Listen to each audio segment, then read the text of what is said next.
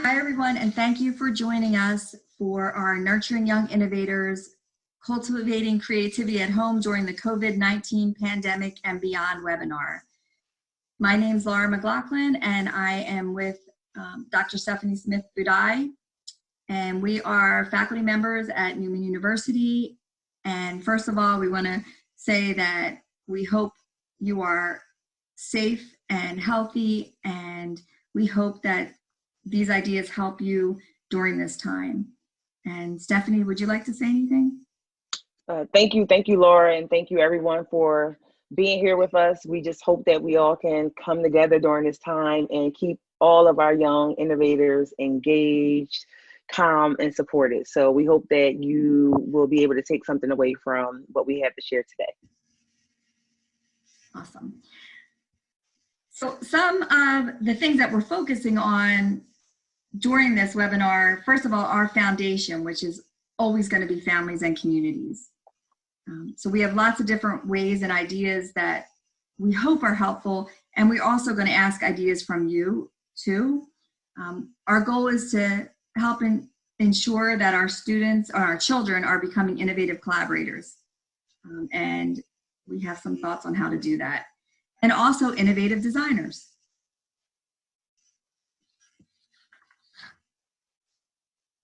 So one thing that we want to say as we get started is that creativity is seeded with constraint. So I think that we've all learned in the last few weeks that constraints can help us come up with innovative ways to get things done.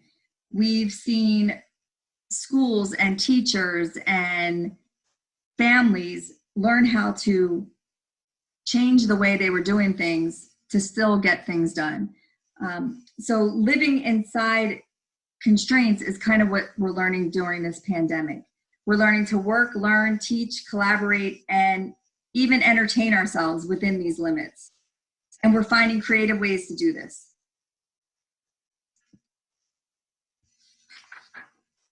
So one thing we would like to do is share our resources with you when we're done. And so you can either scan the QR code here, or you can type this URL in to get to our resources. If you'd like to add ideas, we also have a page that you can go to, and the URL for that is right here as well. And you can double click on the page and add your thoughts there.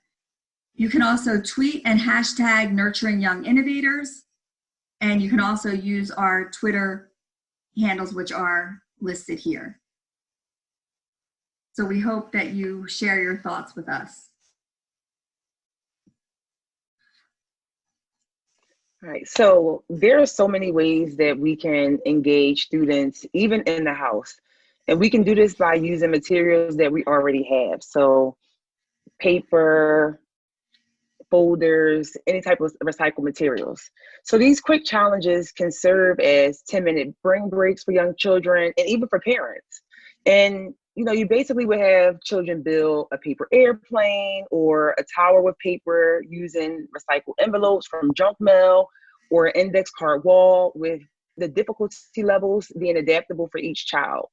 Drinking straws, which you probably already have in your kitchen, could be used to build bridges or soda straw rockets. These are just a few ideas that we have here to get started. As students start to really engage in these quick challenges, they will certainly begin to build other structures and objects that they would just naturally create. To get started, you can access the quick challenge cards using the QR code that Laura mentioned on the previous slide. You scan it and you can use those cards and see what your children at home can sort of create in 10 minutes for a little brain break.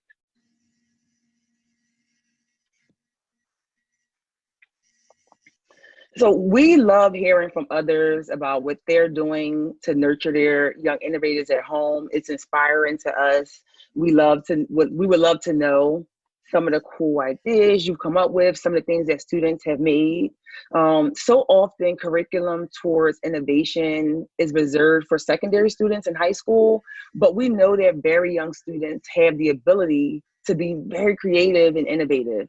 So please just take 1 minute and either tweet out using the hashtag nurturing young innovators and or add to our Padlet page at tinyurl.com/NYI-chart and respond to this question.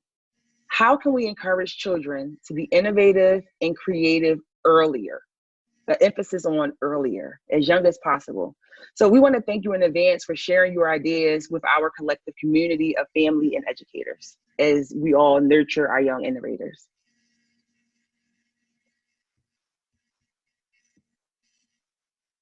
So one thing we've learned as we have researched, talked with our students, our teachers, work with our own children, that there are steps of discovery and this idea of building the creativity muscle. So this is what we want to do with all of our children, all of our students. And so the first step in that is providing lots of opportunities for exploring, and we call that basic manipulation. This is when the children learn about basic properties and interactions of materials. And some of the ways that they would do this is by playing, first of all, using tinker trays, which could just be a tray that you found from the dollar store, that you have from the dollar store with just a bunch of different little items in it that they manipulate and create and play with. There's also take apart boxes, and we'll talk a little bit more about them in this presentation. Tinker toys and Legos are also part of this exploring phase. And then there's the building step, and that's the goal-oriented manipulation. This is when children begin to apply basic learning to directed goals that initiate creative thinking and reasoning. So some activities, and we're also going to talk about this throughout this webinar, are steam bins, calming jars, terrarium kits, and fairy house kits. And then the final step is the challenging step, and that is creative manipulation. This is when we want to open up activities to full creativity with guidance toward innovative designing, computational thinking, and systems thinking. So some of these things will be things like Genius Hour, engineering kits with challenge questions. We provide in this webinar and within our resources a handout, something you can print on how to create your own engineering kit at home. And also we provide challenge cards to go with this kit that you can print from home. If you have other ideas of ways that you build the creativity muscle with young children, please feel free to share them on our Padlet page.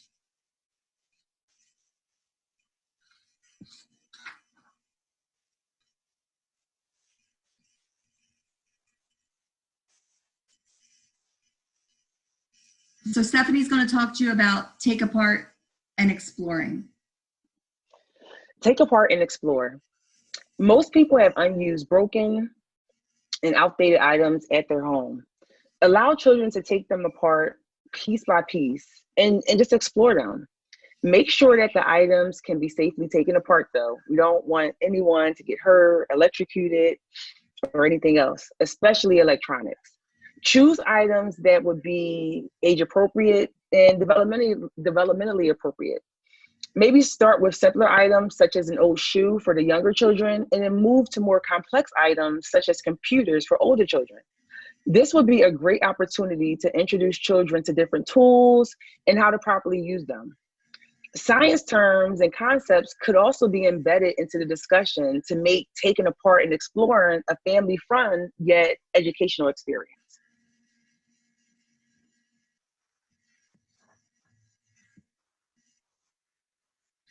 So another idea would be having the children create a fairy garden or a dinosaur garden. It could be either one, or anything, any kind of garden. But this would entail having them go outside and pick items that would be part of their fairy or dinosaur garden, or make items inside from just normal household recyclable items that they can put in their fairy garden.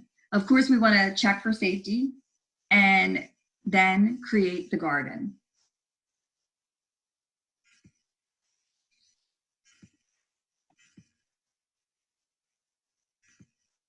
So, and here you'll see, these are my nieces actually, after they went outside, collected materials, and began to create items for their fairy or dinosaur gardens.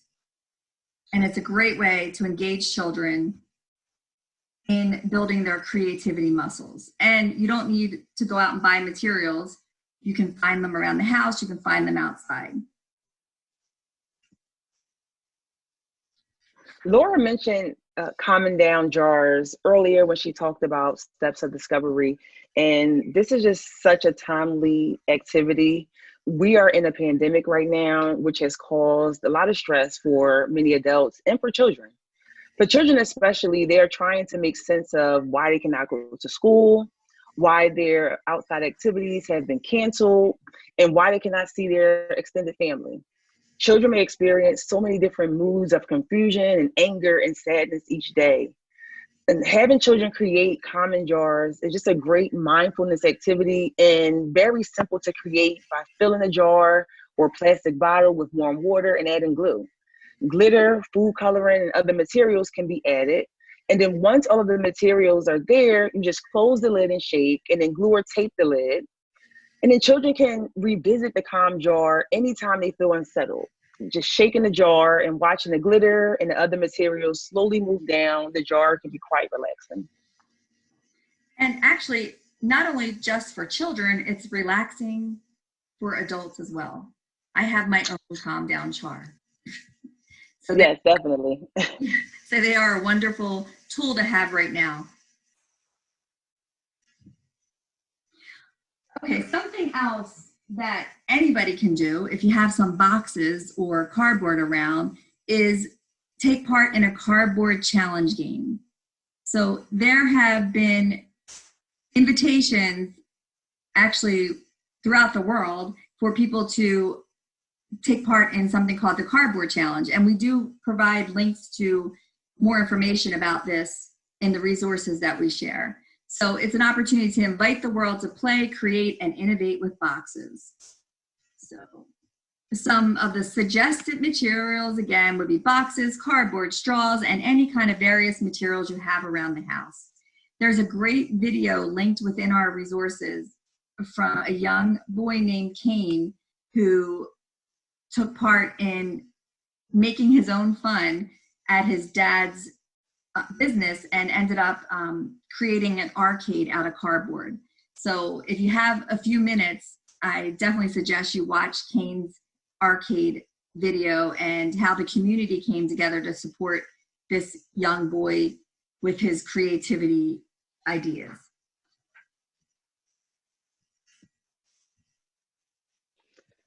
Steam bins was another suggestion that Laura had mentioned earlier in this talk. And while children are at home right now, they're completing schoolwork, and there may be times where they get finished a little bit too quickly, and they need an activity to help take away some of that free time and still focus on learning. So creating different STEAM bins ahead of time can really provide a helpful learning activity for children.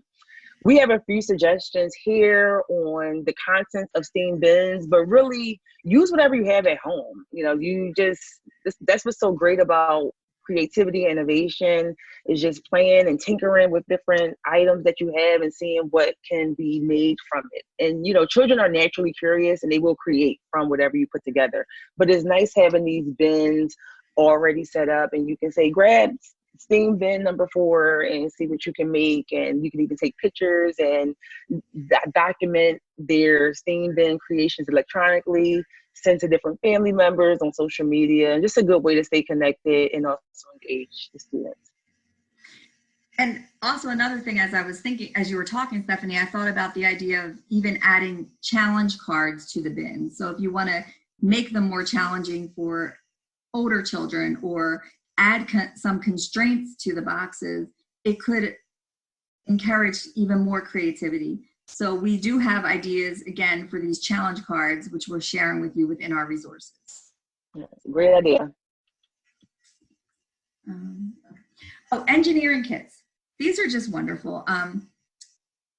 I had created a bunch of them, so I know how to do these. You can find items around your house, find a container, and this can provide hours of engagement to children of all ages, even adults. I use them with my college students and had them create things, and they really enjoyed them as well. So it's just something to help with encouraging innovation and creativity and building in a safe way too. So again, a lot of the materials for the kit can be found around the house. We provide a description on how to use the kit and task cards that can be printed. And actually they're going to be printed if you go to the QR code or go to the link that we shared in the beginning. That's where you'll find all of these wonderful cards that you can print. We also provide deeper thinking questions that can help facilitate the learning, and we provide them in our resources as well. And the questions really help as students and children are working with the materials. There's questions that can lead them to deeper thinking and more critical thought. So we provide different ideas for you. And this is what one of my engineering kits look like. So they don't all have to look the same. We just provide some different suggestions that you can find and use. But again, if you create one, send us a picture so we can see how different engineering kits look. Right. So maker spaces are very popular in many schools. Not all schools have them, but they've been becoming increasingly popular in the present years. Yeah, so your children may already be familiar with them, but if you are not, or if they are not, makerspace.com describes a makerspace as a collaborative workspace inside a school or library facility for making, learning, exploring, and sharing that uses high-tech to no-tech tools. So maker spaces do not have to be expensive. I know a lot of times when people hear maker spaces, they hear, oh, we don't have the funding, or we're going to need a whole lot of different high-tech and expensive tools, and that's not the case. Use and recycle materials such as cardboard boxes, shoe boxes, cereal boxes, flyers, menus, water bottles, bottle caps, and other random items around the house will definitely suffice. You see the picture in front of you depicts two children engaging in their home makerspace using many low cost and recycled materials that I just mentioned. Children love having a dedicated space to make and explore. And as you can see, it does not have to be a large space. So designing a makerspace in your home right now would be a great way to get students and designing, engaging in STEM, and also giving them a separate place to go, even if it is in the house, especially since they can't go to school. Thank you, Stephanie. So another thing we talk about is teaching children about possibility thinking. So we provide a template on how to do that. And one of the things that we want to stress here is that there's no wrong answers.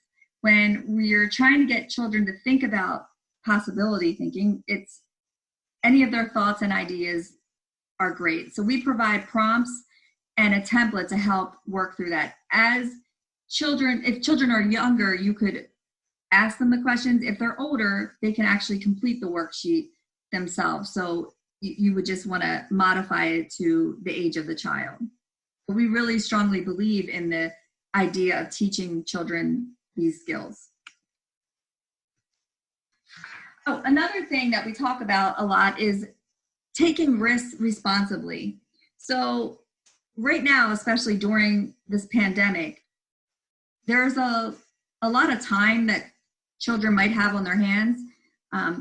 So boredom actually is a great way to get kids to think about being creative, because they might have limited activities or they're not doing as many things as they used to do. So then they can come up with other things that they can do. So for example, we talk about things like creating your own YouTube channel and recording videos of activities you're doing at home. You can have children create their own videos and share them safely. There was one family that created a kids fitness YouTube channel, and I linked that in the resources as well. So what they found during this pandemic is that they were looking for some fitness programs for their children, and they couldn't find any. So what they did was they created their own, involving the children and sharing it openly so other people can take part in some kids' fitness. You could start a blog with your family's experience and how you're engaging the children, because everyone is looking for different ideas and they want resources, they want links. So this is a great time to be open and sharing with others. You could find ways to connect with family and friends during this time. We think that's really important. There's lots of ways to do that through the use of Skype or Zoom, or what's another way? I'm trying to think. But Skype, Zoom. Google Meets. Oh, yes. FaceTime, Duolingo. If you don't have an Apple device, you can use not Duolingo. That's for language, but you also can connect with people on Duolingo as well. But there are just so many different apps that you can use to stay connected and communicate with others. Right. And one thing too is we want to model risk-taking by letting our kids know this is a new experience for us too. We're still trying to figure things out. Many of you are probably working at home while you're homeschooling children. So, and we might be trying to learn how to navigate things virtually that we didn't know how to do before. So again, I think that our children and others appreciate when we say, you know, this is a challenging time and we're taking these risks, we're doing these things, but we need to share this with others too. Thank you, Laura. So, we have shared only a few ideas that you can do right now during this pandemic and beyond to nurture your own young innovators at home. After you set up the home makerspace, which we're hoping that you will do, have your children create a 3D planet. Maybe, take all this time that we have right now in the home with immediate family members and interview a family member who lives in the same home and make a recording of it. This would be great information to have on the family's history for future generations and to share for generations now who may not even be aware of some of the information that could be shared in an interview. Family cooking night is another idea, and you could challenge children to design recipes using the ingredients that you have already at home. Since I know different stores are out of certain ingredients, maybe you want to bake a cake and you don't have milk, and you can challenge them to use applesauce or have them come up with some other ingredient to make it. In our book, Nurturing Young Innovators, that's published through ISTE, we have similar ideas on, if you're already doing this, why not try this now, and just throughout the book. So we hope that you'll try something right now for your children while you are home. Awesome. And this Create a Jar of Awesome is something that as children or even family members, it doesn't have to be children, it could be anybody, accomplishes a new goal or does something exciting or tries something new, they can write it on a slip of paper and put it in their jar of awesome. So the jar of awesome can be a family jar of awesome.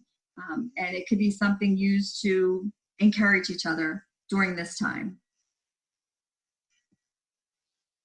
And like Stephanie said, we have a lot more ideas like this available in our book, Nurturing Young Innovators. So if you have any questions or comments, we'd love to hear from you. Again, these are our email addresses as well as our Twitter handles. And we will also be looking for your responses on our Padlet page. And I think that's it. Yeah. Stephanie, did you want to add anything? Please reach out. We would love to hear from you, what you're doing. As Laura said, fill the Padlet with ideas that we can just all share collectively. And thank you so much. We hope that you and your families stay safe during this time, that your children can find some happiness while at home. And we hope that we can meet some of you in person in the future. Thank you so much. Awesome. Thank you, Stephanie. And one last thing, don't forget to use our resources. They're there for you to print. They're free. They're available. And we would love to hear from you if you found them useful. because that would just really make our day. So again, everyone, thank you for joining us, and we hope to meet you one day in person. And take care and stay safe.